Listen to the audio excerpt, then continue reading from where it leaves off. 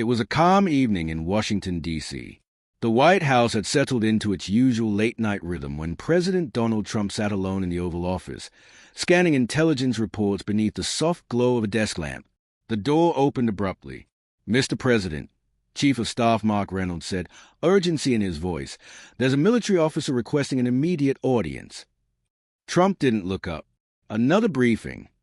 Mark shook his head. "Not exactly. She's different. She's the oldest active duty officer in the U.S. military, 60 years old, still leading missions." That caught Trump's attention. He leaned back in his chair. 60 and still serving? Impressive. Moments later, the doors opened again. A tall, commanding woman stepped inside, her presence filling the room before she said a word. "General Evelyn Carter," Mark announced. Trump stood and extended his hand. "Welcome, General." She shook it firmly. "An honor, sir." Trump gestured toward a chair. "Please, have a seat." She sat, posture unwavering. "So," Carter began, "I've served this country for over 4 decades. I've led soldiers into combat, buried friends, and watched victories turn hollow." Trump nodded slowly. "You're still serving at 60. Why?" Carter exhaled. "Because my mission isn't finished. Soldiers need leaders. If I walk away now, who takes my place?" Trump studied her. "That's dedication." She gave a restrained smile. "Dedication comes with a price. I've missed birthdays, lost friends, and spent Christmases on battlefields. Every morning I ask myself, was it worth it?" Trump leaned forward. "And your answer?" "Always. You sacrifice a lot." "Leadership isn't about glory, Mr. President," Carter said. "It's about responsibility. When soldiers look into my eyes, they need certainty, even when I have doubts." Trump sighed. "The burden of command." She smirked faintly. "You'd know something about that." He chuckled. "Different battlefield. Same weight." Her expression darkened. "When you send people into war, you carry their lives with you. Some never come home. Others return, changed." Trump's face turned serious. "How do you live with it?" "By making sure their sacrifice isn't wasted." "Any regrets?" She hesitated. "One." Trump raised an eyebrow. "A young Marine, 22, Michael. He trusted me. I promised his mother I'd bring him home." Her voice wavered. "I didn't." Silence filled the room. "That's a heavy burden," Trump said quietly. "I see his face every night," Carter replied. "That's why I stay, to make sure the next generation has leaders who don't break their promises." "You're strong," Trump said. She shook her head. "Strength isn't standing tall. It's carrying the invisible weight no one else sees." Trump nodded. "People see power, not the struggle behind it." "Exactly," Carter said. "My soldiers see confidence. They don't see the nights I replay battles in my head or hear the names I whisper in prayer." "The world doesn't appreciate its warriors enough," Trump said. "We don't do this for appreciation," she replied. "We do it because someone has to." Trump shifted in his chair. "You said you're here about the future." "Yes, sir. The battlefield is changing. Cyber warfare, drones, AI. These aren't future threats. They are happening now." "Agreed." "We need better training, better technology, and leaders who understand both strategy and humanity." "So leadership isn't just about tactics anymore. It's about adaptability. If we don't evolve, we lose. And in war, losing isn't an option." "What do you suggest?" "A bold reform. A leadership program that bridges experience and innovation. Young officers bring brilliance. Veterans bring wisdom. We need both." "Mentorship," Trump said. "Structured mentorship," Carter corrected. "Real-world preparation, not just simulations." Trump considered it. "That could change the military." "It has to," she said. "Wars aren't won with weapons alone. They are won with prepared minds. And beyond combat, the biggest war we're fighting is mental. Our soldiers are struggling. PTSD. More than that, anxiety, depression, isolation. We train them to be strong, but don't teach them how to carry what they've seen. That's a failure, Trump said. If we don't invest in their mental well-being, Carter replied, we're abandoning them. A strong mind wins wars. A broken one doesn't. Trump exhaled. What's the hardest thing you've ever done? Telling a mother her son wasn't coming home. Silence again. You carry them all, Trump said. Every soldier. Every promise I couldn't keep. Trump leaned forward. Then let's make sure their sacrifice means something. Tell me exactly what you need. Carter met his gaze, eyes burning with resolve.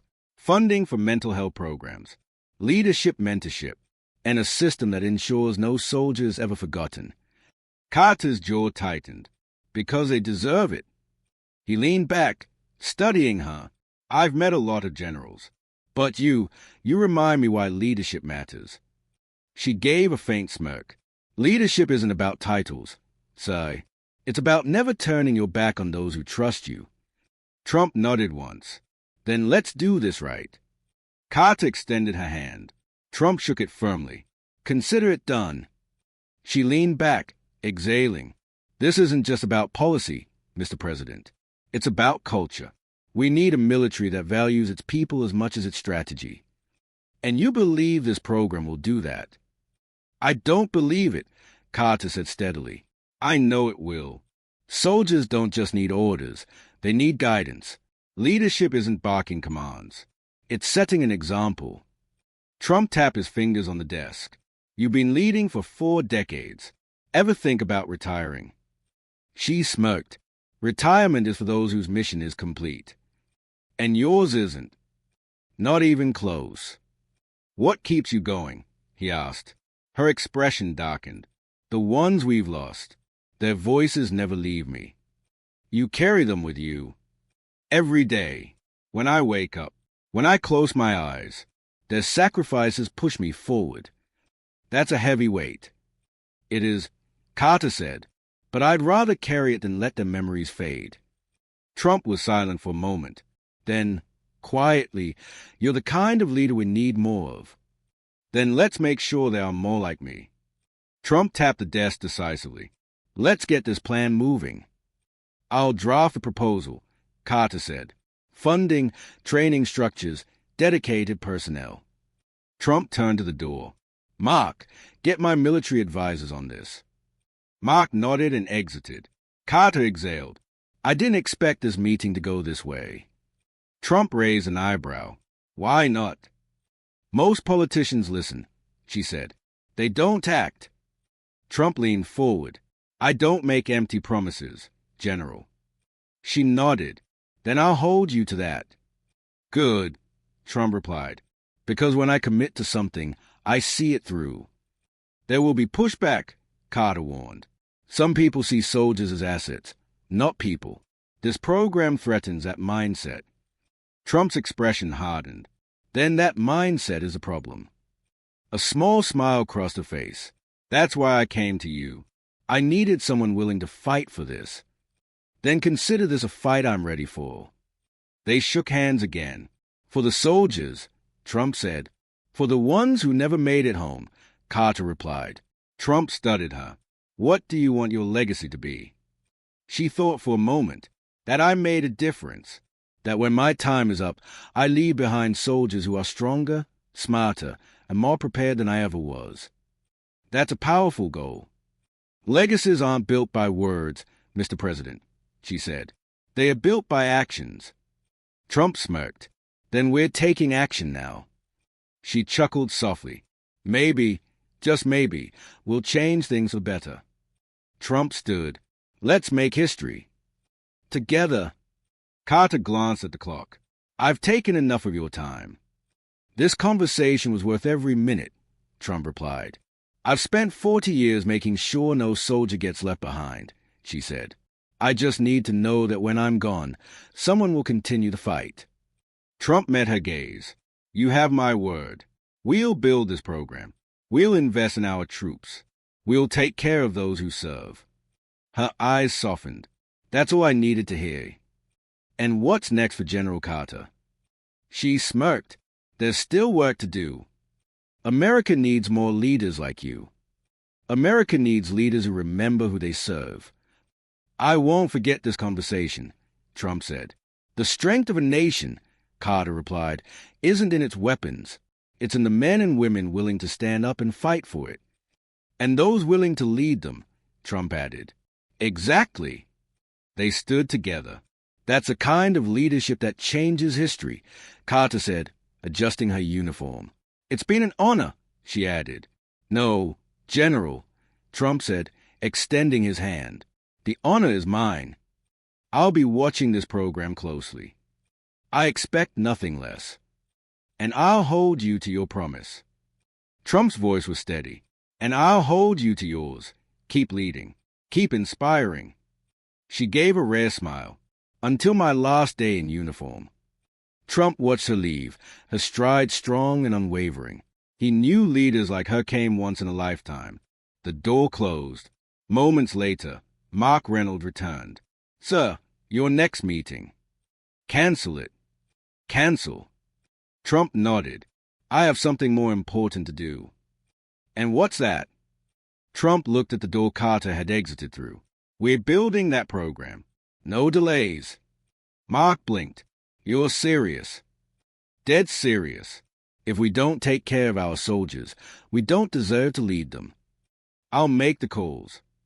Good, Trump said. Let's get to work. Months later, General Carter stood on a military base, watching young officers train under the new mentorship program. A sergeant approached. This program is changing lives. Carter smiled. That's the goal. Her phone buzzed. General Carter, the program is officially approved. Welcome to the future of leadership. DJT.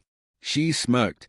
She had fought many battles in her life, but this one, she knew, was her greatest victory. As she watched the next generation prepare, she understood one truth clearly. Her mission wasn't over, and neither was America's promise to its soldiers.